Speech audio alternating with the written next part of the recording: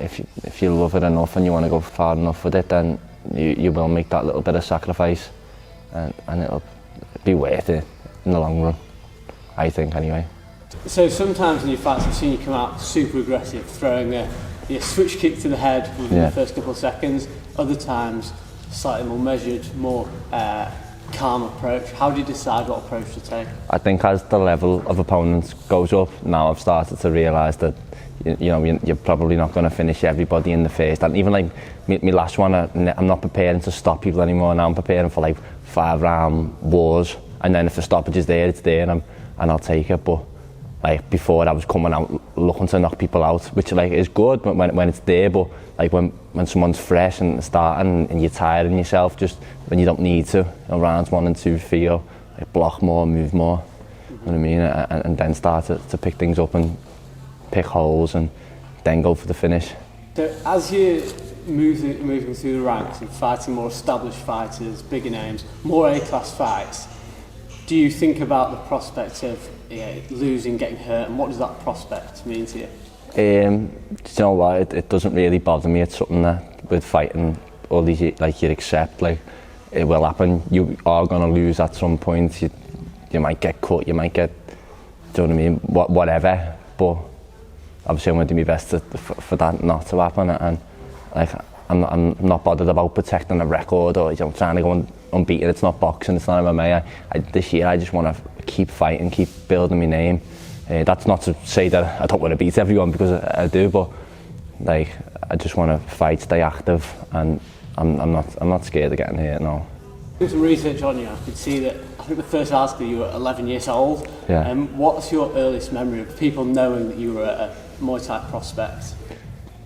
Probably as a junior, as I started to win more. I think I had like an unbeaten spree. I can't remember when it went to, but it went pretty high. It was like 30, I think I got to in the end, and then I lost in Lithuania in the IFMAs when I moved up a category. But yeah, probably then, like, slowly you just keep going and going, and then before you know it, like, you're 30 fights undefeated, and there's a bit of a name behind you.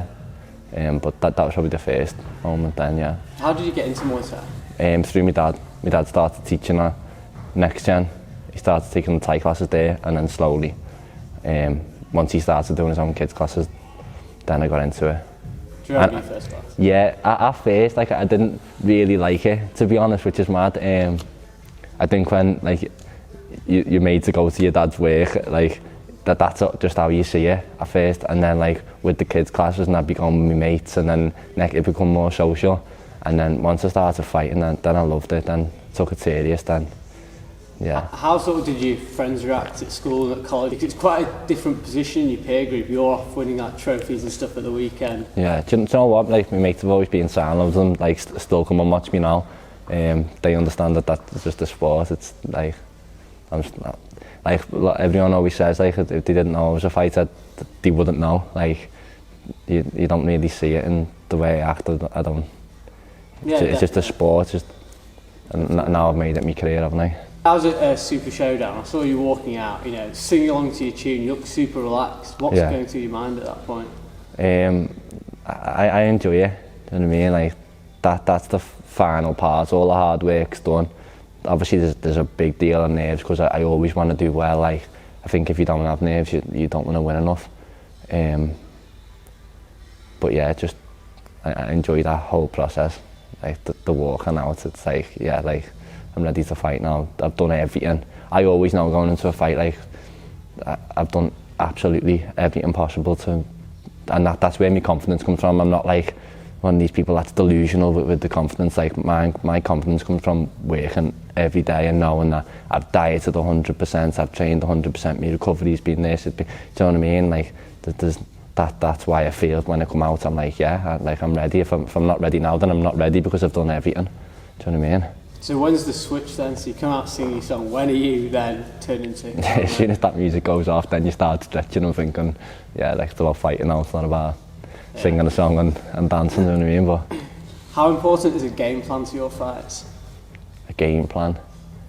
Yeah, a little bit, like, having the right mindset for what a fight's going to be. I think, but generally I'm quite good at figuring people out. So do you plan for your opponent? Or Yeah, I do plan for my opponent, but like my training's always solid for whoever I'm fighting. Do you know what I mean? It's a pretty similar process. Obviously, there's little things. You know, if I'm fighting a big puncher, or I'm fighting little things, but it doesn't change too much. Are you ever scared going into the ring? Scared in a good way, that like it motivates me, but not scared as in, oh, they're better than me, or do you know what I mean? But scared to think like I respect this guy, so it's going to make me work harder, and yeah, in that way, I suppose. So what kind of statement do you think you made against Tony Romero in that fight? Well, he's an experienced fighter, isn't he? He's fought some good names. Yeah, it was a big win for me, really. But especially because he gave George Jarvis, Jarvis won convincingly, but it was a tough fight, went all the way. Well, that's the thing, I see in that fight, and you can see how tough he is. Like, he never ever looked like he was going to be knocked out the way he did with me. And so I was never planning to knock him out. I was planning 5 rounds, and so I'll point him and outsmart him, and when it was there and I felt to hit him, I knew straight away he was done. Why did you pick that shot specifically? I teed his body hard, and I seen him by it. And if you watch it, I hit him with it 2 times before it, and like one where I rebound off him, and I thought, ooh. But like the plan was never to elbow. It was like, you know, just kick and I'll point him, because he's experienced with A-class. He's good with his elbows. I've watched him elbowing people and cutting them himself. So but when it was there, it was there. I faked, his hands come down a little bit, and it was right there. And then I held him up a little bit, and he was done then. I felt him in my arms just completely go weak. I spoke to Liam Harrison last week about you, and he said, you're very skilled, great attitude, and definitely heading for the top. Yeah. What does it mean to you to receive that kind of praise from the sport? That's nice, it means a lot. Done a lot of training with Liam, and obviously growing up he was always the one, and still is now. Do you know what I mean? I know he's not fought for a little bit. Well, he had that one fight, didn't he, and COVID and stuff. But yeah, it means a lot. Liam's brilliant. When you look at other Muay Thai fights and maybe already done what you're wanting to do, do you try and replicate what they're doing? Do you look for certain things? Yeah, definitely. Like the couple of weeks before my last one, we had Liam Nolan down, and I was like, he was showing me loads of little things, and I was trying to copy them on my own. And when he'd went away, obviously with him being the world champion at my weight and stuff like that, like I love to copy stuff that he does, and other people. You like to take little bits that, even like that's what social media is good for. You see little things, little clips, and you can add it in, can't you? There's definitely an expectation for you to have a really stellar career and go really far. Yeah. How do you deal with that pressure? Do you know what? I put pressure on myself, so like it doesn't bother me too much. It's a bit irrelevant, really, innit? Yeah, just stay focused, one fight at a time. There's no like, I'm not gonna like get ahead of myself with any win or get too down on a loss if it happens. You know what I mean? It's whether it takes me 5 years or 10 years. I see myself being the best. How do you stay grounded with that? I think I just know, like you say, how brutal fighting can be, and that like anyone can beat you. It doesn't matter who you are. Anyone can lose. Anyone can get knocked out. So like, if you start letting all that get to your head and think that you don't have to work, then that's when you are going to face losses and you are going to get a shock. So yeah, that motivates me, just knowing that there's other people working just as hard. So yeah. What's it like having your dad as your trainer? It's good. Me he's not here. Me and my dad have a good relationship. But like, I think people assume with your dad being your coach, he'd be hard on me, and he's not. He's never ever forced me into it, and I think that's why I just love it so much. I used to beg him to go to the gym every Sunday after like being there all week. Do you know what I mean? He'd come in and clean the mats, and I trained on my own, and yeah, he's never forced me into it. He's not hard on me. He doesn't. Like, people say, oh, like my mate say to me, oh, like, can't you have a bevy on the weekend? Like, what would your dad say if you felt like? I don't do it for me like dad. Like, as much as I do in a way, like, he's not the one getting hit in the ring. Like, you've got to do it for yourself. Otherwise, you're doing it for the wrong reasons, I think. And that's when people do make mistakes, and they're doing it for other people, or like a naughty school kid of a weekend, like trying to hide what you're eating, or do you know what I mean? Do it for yourself. Do it for your own. confidence. And how important has he been for your development as a fighter? yeah, very, very important. Obviously, like, it trains me all week, but then like it'll take me everywhere, all up and down the country as well, to go and get the best sparring and different things. Even abroad, like most times just me and him going away. And like he's good like that. He always looks after me. I don't have to do nothing, pack your suitcase and everything. But yeah, no, brilliant. Don't drive each other mad then? No, nah, I probably drive him mad. Doesn't show it though. So there's no doubt that you're part of a really new, exciting wave of UK Muay Thai fighters that are coming through. What are you going to try and do to place your mark on the sport and make a difference?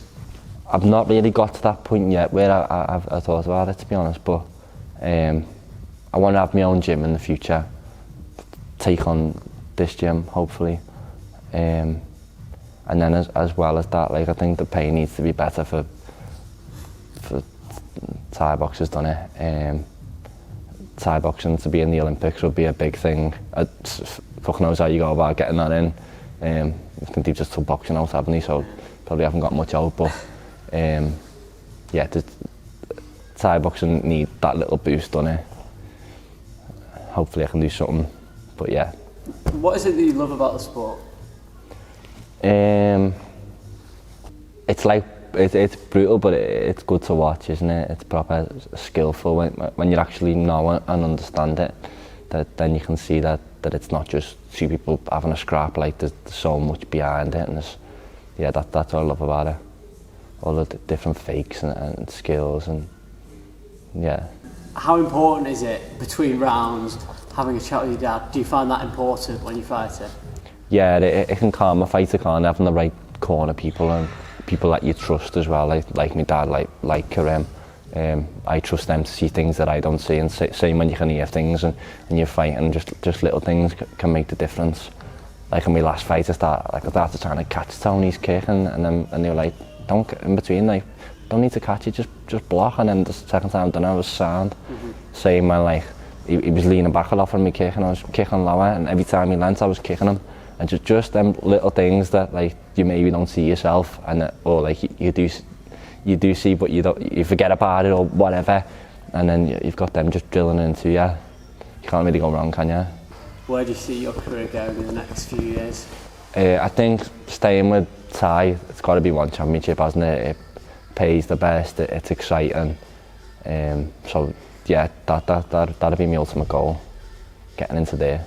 Yeah, and they've just announced a $50,000 bonus. Be nice, that, wouldn't it? Yeah. Give me 5 years. Was it 11 when you started, or did you start before that? I started a little bit before that, but I'd say like 10 was like when I started fighting regularly and like taking it a bit more serious. Yeah. And then once I went to the IFMA Worlds, I remember that fight. That was only August 2018.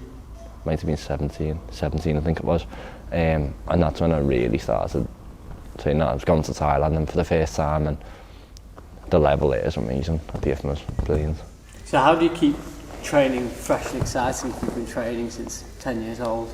New trainers and things like that, and then you get new opponents and you're slowly like fighting better people. Like I think there's that as well. Do you know what I mean? Definitely. Like now I'm sort of starting fresh again from the bottom, so there's a lot to work towards and a lot to aim for. What areas do you think that you need to improve upon in the next few years? I'm not saying that for the camera.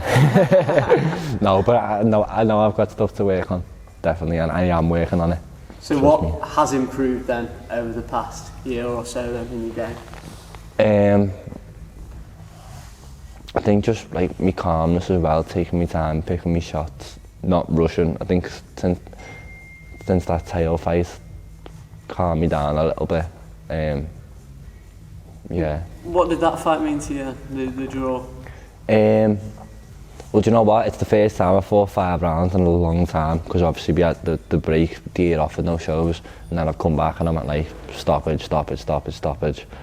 And then fought him, and then wobbled him in the face and thought, yeah, here we go. Like, I thought he was gone, so I went wild, and looking back I was like, wow, like 30 seconds in, like why did they even do that? and I can see myself in between rounds absolutely goosed, but that made me realise like a lot more of these are going to be 5 rounds now. It gave me that conditioning as well. For 5 rounds, the only way you can get better for it is by doing it, and I wasn't getting the right opponents to give me that, so I made up that fight happened. And it was a clash of styles, wasn't it? He looked to squeeze my body and just get close for 5 rounds. So again, we've worked on counters to that, and just little things when I was tired that I stopped doing that I should have done. But yeah, I know the mistakes I made, and we've worked on them, and I felt it in my last fight as well, just so much more, yes. so better. So just going back to the Super Showdown, after that fight, did something change in your mindset, or was it just a training thing? I think the training was still the same, but to be fair, probably up there for the Tony fight, with him like being a lot more experienced and stuff. But like every fight comes hard. But yeah, we had new things to work on, didn't we? And then I had that conditioning to 5 rounds as well, so I felt better going in already. That's what I want. I was sick of like the first round. As much as it's great, like you don't get that level of conditioning or like going deep into a fight and knowing yourself. Do you know what I mean? So people probably doubted me in that sense as well, like, can he when he goes for 5? Yeah. Do you know what I mean? Definitely, that's a really good point, because did it almost come as a shock to you then, if you'd been getting finish after finish after finish, and then someone actually, gets wobbled and stays with you? Is that, how important could that lesson be? I don't know how he stayed on his feet, like, fucking hell. I spoke to him after it as well, and his coaches, and they were saying the same, but yeah, I think I did. It made me realise. Yeah, and it's important that you learn it now at this stage. Yeah, that's it as well. And again, I've had people doubting, like, I was fighting still, like, people that were older than me and people that were this and that, more experienced than me. But like they just look at each one of my opponents and go, oh yeah, like, he shouldn't even be fighting Joe, he's not the level. And then slowly working my way up to now, where I've just beat someone that people probably went, oh, like, too much for Joe, that. Same with Chris Shaw. I know people probably think the same. And I know my level, and I'm going to prove myself now. I'm going to do it. Do you listen to what people say? No. You can't too much, can you? Like, good and bad, you can't. If you value what they say too much, then it's going to have a big effect on you, isn't it? And if you don't, then you just crack on. The best way to be, I think. So whose opinion do you listen to? Like my family, people close to you, you know what I mean? People that you trust, but yeah, I still listen to them. They'll tell you if you're doing right or wrong. Yeah. So what's next for you? So I've got the IFMAs in Turkey in 5 weeks. I think my category will be busy there. As I said, like, the average male's about 70-75 kg, so I reckon it'll be busy with the Europeans. And then after that, Chris Shaw, 4 or 5 weeks later it is. So 2 fights in the space of 9 weeks, 10 weeks. And that's exactly what I want this year, just to keep fighting every 6 to 8 weeks if possible. Just to build experience and stay fighting, always have a date to train for, yeah.